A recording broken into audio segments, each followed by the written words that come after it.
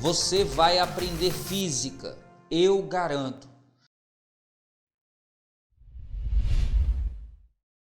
Olha aí, fera, ele na questão mostra pra gente uma tabela com valores de fusíveis.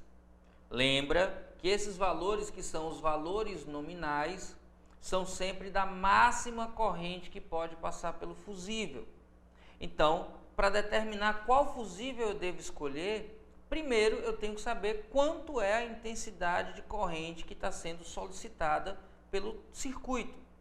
Ora, fera, como neste caso um único fusível vai proteger dois elementos, lembra que se você protege ao mesmo tempo, a intensidade de corrente I é igual à potência total dividida pela DDP. Potência total, que é a soma das potências, que neste caso em particular é a soma da potência de dois faróis, cada um deles 55 watts, e eles ligados ambos a uma bateria de 36 volts. Ora, fera, o valor da intensidade de corrente vai ser então 110 dividido por 3,6.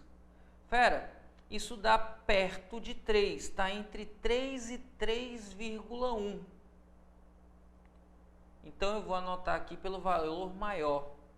Lembrando, fera, que a corrente no aparelho tem que ser sempre menor ou no limite igual ao valor nominal do dispositivo de proteção. Lembra que se eu tiver uma corrente maior do que o valor nominal, esse dispositivo vai, no caso do fusível, se fundir, vai queimar, derreter e abrir o circuito, ou no caso de um disjuntor, vai abrir o circuito e não permitindo que passe corrente para o aparelho. Por isso que a corrente tem que ser sempre menor que o valor nominal. Logo, 3,1 tem que ser menor do que o valor nominal do fusível. O valor nominal, neste caso, tem que ser maior ou igual a 3,1 ampere. Fera, quando você olha para a tabela, você vê que o fusível laranja é maior que 3,1, o fusível preto é maior que 3,1 e o fusível vermelho é maior do que 3,1. Só que no texto ele diz o menor valor de fusível adequado para proteção. Então tem que ser maior do que 3,1 e dos três possíveis, aquele que é o menor é o laranja. Por isso que a alternativa correta é a alternativa na letra C e o fusível adequado é o fusível laranja. Tranquilo, fera? Muita atenção se eu estou calculando a corrente que passa em um único aparelho ou num conjunto de aparelhos. E sempre lembre que a corrente tem que ter valor máximo igual ao valor nominal do fusível. O valor do fusível é sempre maior ou igual ao da corrente que ele protege no aparelho. Tranquilo?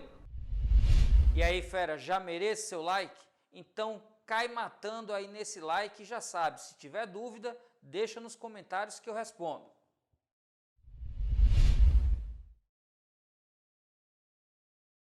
Olha aí, fera, dá uma olhadinha na tabela.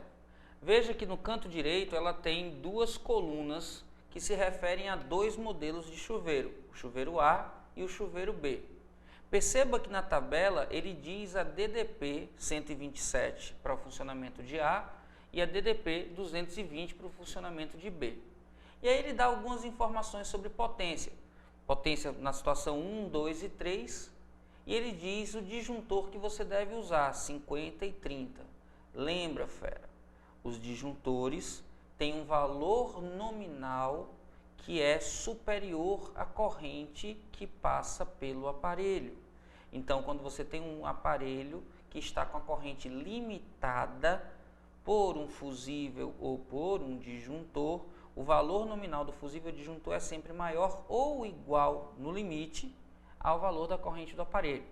Então, quando eu digo que é 50 e 30, não quer dizer que o funcionamento do chuveiro está exigindo 50, mas está dizendo que no máximo é permitido passar 50 por esse disjuntor. A mesma coisa para o de 30. Para você não ter dúvidas sobre isso, fera, fique tranquilo, teremos uma aula exclusiva só sobre limitadores de corrente, tá bom? Mas aí vê só o que é que ele quer. Ele quer que você compare as resistências do chuveiro A e do chuveiro B. O que ele quer saber é quanto vale a resistência do chuveiro A sobre a resistência do chuveiro B. Atenção com isso, fera. E atenção porque ele diz quando os dois estão funcionando na mesma potência. Olha lá, 4.400. Ora, fera, mas atenção.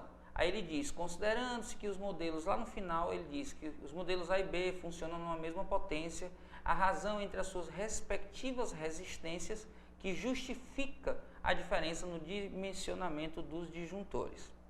Embora ele fale dos disjuntores e o disjuntor leve a você pensar que vai usar correntes, na verdade, fera, atenção e cuidado. A única coisa que você sabe é que o valor da potência é igual e que as DDPs de funcionamento são 127 e 220. Você não sabe a princípio quanto é a corrente que está passando. Você pode até calcular P igual a U vezes I, mas não precisa.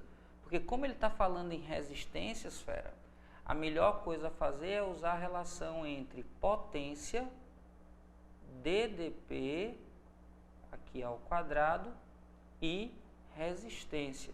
De onde a gente tira fácil que a resistência é igual a DDP ao quadrado dividido pela potência.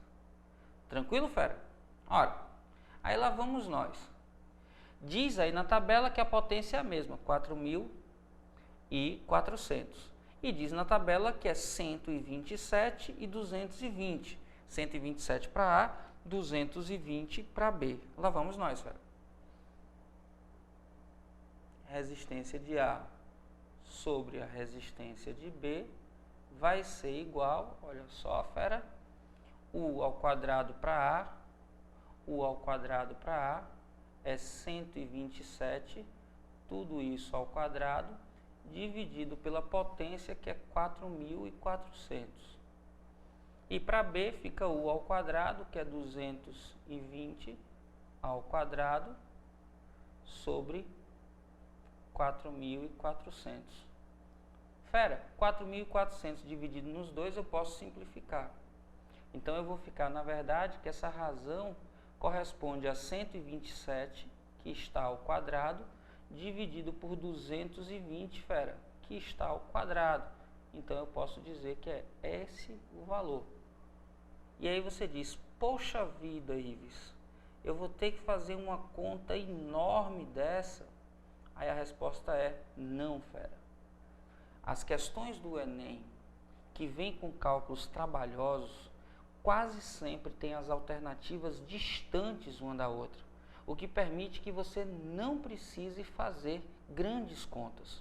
Como assim? Olha só, vou escrever em vermelho para destacar.